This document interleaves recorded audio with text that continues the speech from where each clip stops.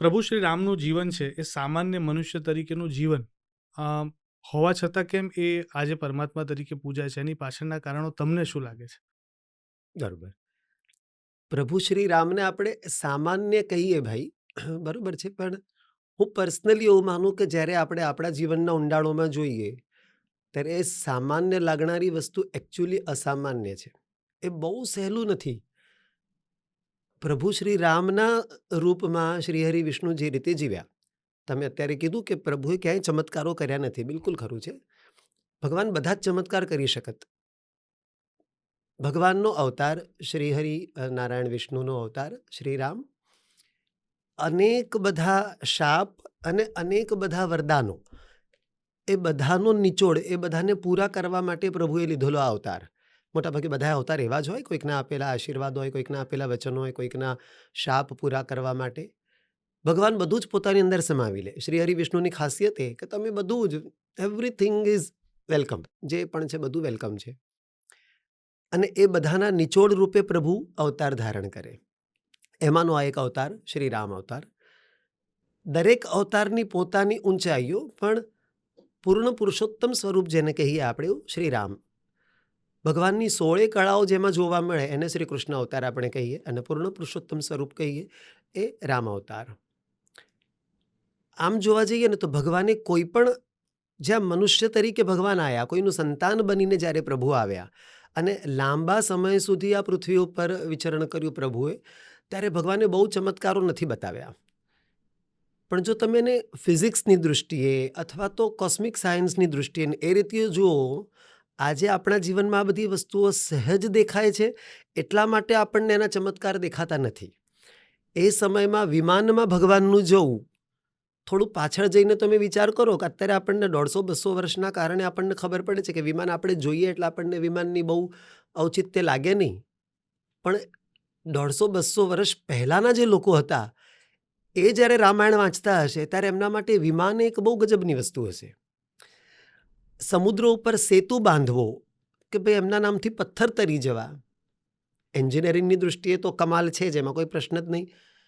પણ છતાં પણ ત્યાં પ્રભુના નામનો જે મહિમા છે, તો તમે તુલસીદાસજીનું રામચરિતમાનસ વાંચો તો એમાં ઘણી બધી જગ્યાએ તુલસીદાસજીએ ક્લિયરલી કીધું છે, રામ સે બડા રામ કા નામ. પ્રભુ શ્રી રામનો જન્મ થયો એ પહેલા શાસ્ત્ર એવું કે રામ નામ જપાતું. રઘુ રાજા રઘુથી લઈને તો જેટલા પણ રાજાઓ થયા બધા, એ બધા શ્રી રામ નામ જપતા હતા. અને ત્યારબાદ આમનું નામ રામ રખાયું. પણ પરમાત્મા જે જીવન જીવ્યા એ આપણા જેવા સામાન્ય લોકો માટે, કે જ્યારે પ્રભુ અવતાર લઈને આવે ત્યારે દરેક વ્યક્તિને, દરેક સામાન્ય માણસને પોતાના જીવનની બહુ જ અડચણો હોય, અને એની સામે એક એક્ઝામ્પલ પૂરું પાડવા માટે કે તમે એવું ના સમજશો કે ભાઈ અમે બહુ જ ક્રીમ લાઈફ જીવીએ છીએ, બહુ જ ઊંચાઈઓ સુધી માણસ જઈ શકે, અમુક પ્રકારની મર્યાદાઓમાં રહીને અને અમુક પ્રકારના જીવન પદ્ધતિને ફોલો કરીને, એનું અનુસરણ કરીને તમે પણ ઊંચાઈ ઉપર જઈ શકો. દુનિયા સામે આ એક્ઝામ્પલ પૂરું પાડવા માટે, આ ઉદાહરણ પૂરું પાડવા માટે ભગવાને, એમ જોવા જઈએ તો ડાયરેક્ટલી જેવું તમે કહ્યું, ક્યાંય ભગવાને ચમત્કારો બતાવ્યા નથી. આજે પોતાની પત્નીનો ત્યાગ કરવો, કે રાવણ જેવાને મારવા માટે આટલો મોટો પ્રવાસ, ને આજની તારીખમાં તમે રેલવેમાં પણ જો જાઓ તો કેટલો લાંબો પ્રવાસ છે રામેશ્વરમ સુધીનો, અને પછી ત્યાંથી આગળ સમુદ્રનો પ્રવાસ કરવાનો.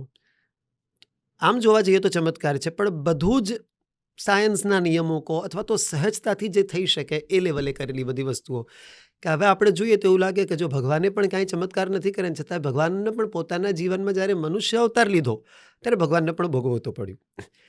અને જેવી રીતે વાલીને ભગવાને માર્યા, કે વાલીને પાછળથી ભગવાને પ્રહાર કર્યો, કારણ કે એનું વરદાન હતું, એણે એવું માગ્યું જ હતું કે ભગવાન તમે પણ મારી સામે મને નહીં મારો, મારી સામે જે કોઈ પણ આવશે એનું બળ મારા કરતાં અડધું થઈ જાય. હવે ભગવાને ત્યાં આગાડી એ કર્યું કે ઠીક છે, પાછળથી પ્રહાર કરવું. પણ ભગવાને કૃષ્ણ અવતારમાં એ સજા ભોગવી કે ભગવાન ઉપર પણ દૂરથી પ્રહાર થયો અને ભગવાનના પ્રાણ પંખેરું ઉડી ગયા કૃષ્ણ અવતારમાં. એ જન્મનો વાલી જ એ કૃષ્ણ જન્મની અંદર પારધી બનીને આવ્યો. એટલે વળી પાછું એક્ઝામ્પલ તો સેટ કર્યું કે કર્મનો સિદ્ધાંત અમને પણ છોડે નહીં. જો અમે આ પૃથ્વી ઉપર મનુષ્ય બનીને આવીએ તો એવું નહીં કે ભાઈ ભગવાન છે તો ભગવાનને કર્મો ના નડે. રામના માતા પિતા બનીને આવે જો દશરથ અને કૌશલ્યા માતા, તો એમને પુત્ર વિયોગ સહન કરવો પડે, કારણ કે દશરથે શ્રવણકુમારને જે અજાણતા બાણ માર્યું એના માતા પિતાના નિશ્વાસ લાગ્યા અને એમને પણ પુત્ર વિરહમાં જ પ્રાણ ત્યાગવા પડ્યા.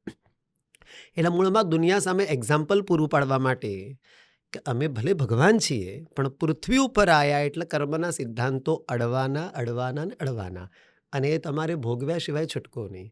એટલે એ દૃષ્ટિએ જોઈએ તો તમારો પ્રશ્ન એકદમ અનુકૂળ છે, એકદમ સેટ બેસનારો છે કે ભગવાને આ આપણી સામે એક્ઝામ્પલ પૂરું પાડ્યું છે કે આમાંથી નહીં છૂટી શકો. કર્મ કરતાં પહેલાં જ વિચાર કરો, બાકી જો એક વખત થઈ ગયું પછી લાખ ધમ પછાડા કરો, પછી એમાંથી મુક્તિ નથી.